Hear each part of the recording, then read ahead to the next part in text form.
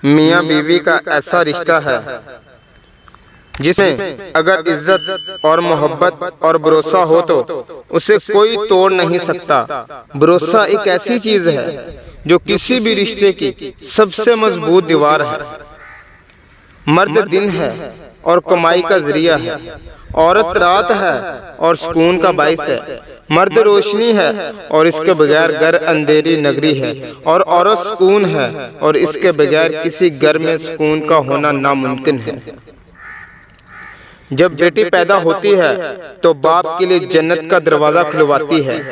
बीवी बनती है तो अपने शौहर का आधा दीन मुकम्मल करवाती है। जब माँ के दर्जे पर फाइज होती है तो जन्नत इसके कदमों तले रख दी जाती है।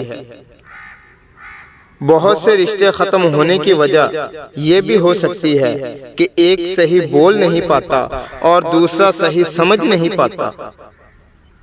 औरत मोहब्बत के बगैर आदी होती है, जबकि इज्जत के बगैर औरत ही नहीं रहती। औरत मर्द की अमीरी गरीबी से बिल्कुल मुतासर नहीं होती, वो तो बस इस मर्द से मुतासर होती है कि कोई मर्द उसे कितनी इज्जत देता है।